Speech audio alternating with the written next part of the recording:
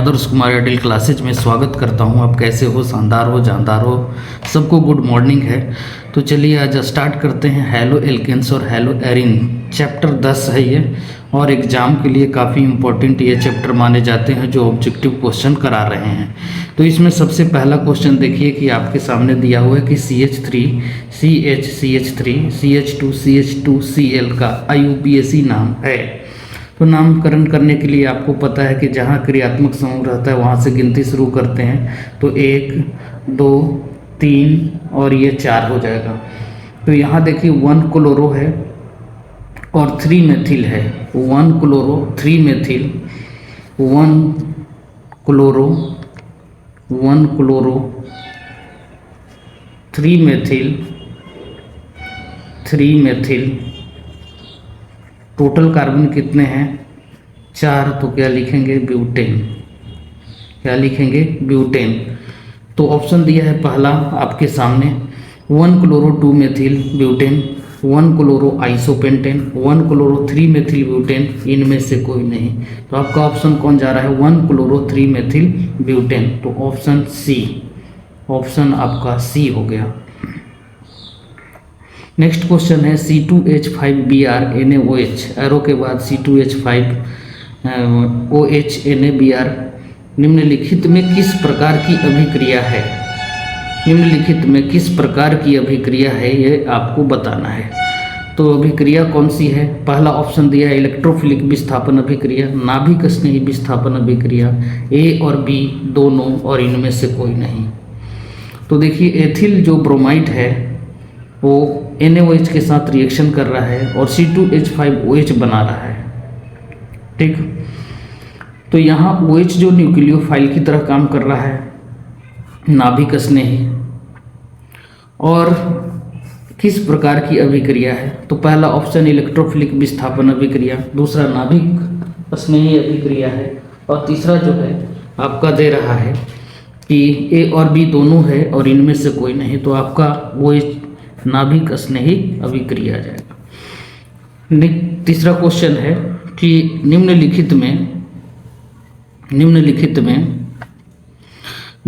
में किस alkyl halide का जलासन SN1 क्रिया के द्वारा होता है?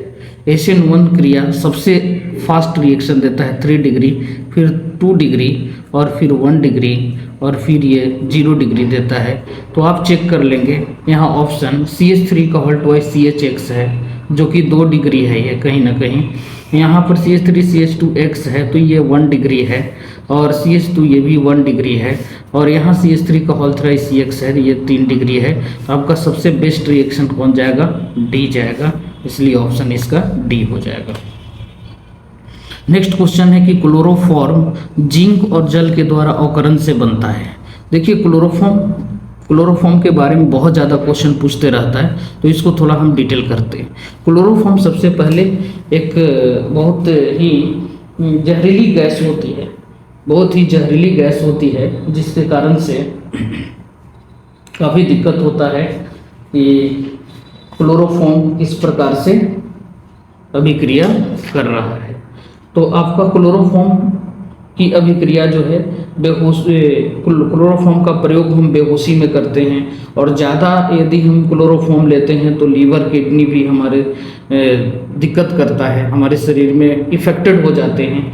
और यदि देखा जाए क्लोरोफॉर्म की, तो गहरे रंग की बोतल में इसको रखा जाता है, गहरे रंग की बोतल में रखा जाता है क्लोरोफॉर्म को गहरे बोतल में रखा जाता है, क्योंकि ये रिएक्शन कर जाता है सनलाइट के प्रेजेंस में। तो इसको रिएक्शन भी काफ़ी इम्पोर्टेंट होता है। तो यदि हम सबसे पहले देखें रिएक्शन इसका, तो क्लोरोफॉर्म यदि आपका रिएक्शन करता है, क्लोरोफॉर्म यदि पहला रिएक्शन करता है आपका अवकरण से, पहला हवा और O2 के प्रेजेंस में, CHCCl3 हवा या O2 के प्रेजेंस में रिएक्शन करता है तो COCl2 फॉस्जीन बनाता है। फिर यदि दूसरा रिएक्शन CH3Ag के प्रेजेंस में करता है तो C2H2 बनाता है, एथीन बनाता है मतलब, और AgCl बाहर निकल जाता है। यदि CH3 Zn और H2O के प्रेजेंस में बनाता है तो H2CH4 बनाता है, मीथेन बनाता है, मीथेन, ये मीथेन बनाता है। ठीक है, तो यहाँ देख रहे हैं कि हवा के प्रेजेंस में किया तो फॉस्जीन बनाया, Ag के प्रेजेंस में किया तो C2H2 एसिटिलीन बनाया, और यही जब जिंक और H2O के प्रेजेंस में रिएक्शन करता है तो CH4 बनाता है। तो अब हम देख लेंगे कि आपका क्वेश्चन क्या पूछ रहा है। तो यहाँ देखिए क्वेश्चन है आपका कि क्लोरोफॉर्म जिंक और जल के द्वारा अवकरण से क्या बनता है। तो जिंक और अवकरण से क्या बना, मेथेन बना। एसिटिलीन नहीं बना, एथिलीन नहीं, एथेन नहीं, जिंक और जल की उपस्थिति में मेथेन ही बनाएगा। तो ऑप्शन डी जाएगा, मेथेन हो जाएगा। और हवा या उपस्थिति में फॉस्जीन बनाएगा और Ag के प्रेजेंस में C2H2 एसिटिलीन बनाएगा। नेक्स्ट क्वेश्चन है 5 नंबर, जब एथिल ब्रोमाइड की अभिक्रिया शुष्क सिल्वर ऑक्साइड से कराई जाती है तो बनता है। देखिए इसकी भी रिएक्शन, एथिल ब्रोमाइड की रिएक्शन भी काफ़ी इम्पोर्टेंट है। और पहला रिएक्शन देखिए, इसमें भी 3-4 रिएक्शन होते हैं और पांचों रिएक्शन को आराम से देखिए C2H5 यदि Ag2O शुष्क में कराया जा रहा है तो सबसे पहले डाई एथिल ईथर बनता है, डाई एथिल ईथर बनता है। इसके बाद यदि एल्कोहलिक KOH के प्रेजेंस में कराते हैं तो C2H4 बनता है, और यही जलीय यदि KOH के प्रेजेंस में रिएक्शन कराते हैं तो ये एल्कोहल बनता है, एथिल एल्कोहल बनता है। यदि AgNO3 के प्रेजेंस में रिएक्शन इसको करा देते हैं तो नाइट्रोएथेन बनता है, नाइट्रोएथेन बनता है। तो आपका पहले ये याद रखने के लिए एल्कोहल नहीं देता है बल्कि C2H4 डबल बॉन्ड दे देता है। और C2H5 यदि जलीय KOH का प्रयोग करेंगे, जलीय KOH का प्रयोग करेंगे तो एल्कोहल दे देगा, मतलब OH दे देगा। जहाँ एल्कोहलिक KOH है वहाँ OH नहीं देगा एल्कोहलिक KOH में। यदि C2H4 है और जलीय KOH है तो OH दे देगा KBr, और ये AgNO3 रहेगा तो नाइट्रोएथेन देगा इसमें। याद रखिएगा ये चारों का चारों रिएक्शन काफ़ी इंपॉर्टेंट है। आपका क्वेश्चन पूछा हुआ है कि die ethyl ether, ethyl bromide की अभिक्रिया शुष्क सिल्वर ऑक्साइड के प्रेजेंस में कराई जाती है तो क्या बनता है। तो इसमें आपका डाई एथिल ईथर बनता है, पहला ही ऑप्शन हो गया। दूसरा एथेनॉल दिया है तो एथेनॉल कब बनेगा, एल्कोहलिक जलीय KOH लेंगे तो, और यदि एल्कोहलिक KOH लेंगे तो OH नहीं देगा। एथीन ये नहीं है। अगला है क्वेश्चन बहुत इंपॉर्टेंट, लुकास अभिकर्मक क्या है। लुकास अभिकर्मक है अनाद्र CaCl2 सांद्र HCl, अनाद्र ZnCl2 सांद्र HCl, अनाद्र AlCl2 और सांद्र HCl, अनाद्र PdCl2 सांद्र HCl। तो ऑप्शन आपका डी जाएगा, ZnCl2 एवं सांद्र HCl बनता है। अब लुकास अभिकर्मक करता क्या है, तो बहुत इंपॉर्टेंट है ये भी लुकास अभिकर्मक। लुकास अभिकर्मक के बारे में आप देखिए कि कैसे लुकास अभिकर्मक पहले तो ZnCl2 और HCl को कहा जाता है। अब HCl में भी कैसा लेना है, सांद्र लेना है।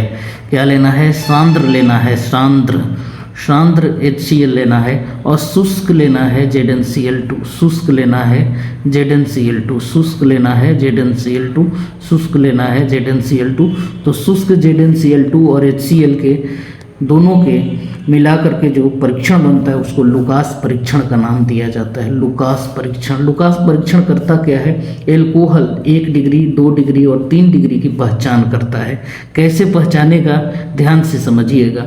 यदि हम लुकास परीक्षण करते हैं और 1 डिग्री के होगा, 1 डिग्री एल्कोहल होगा तो वो कोई अभिक्रिया नहीं करेगा लुकास परीक्षण से।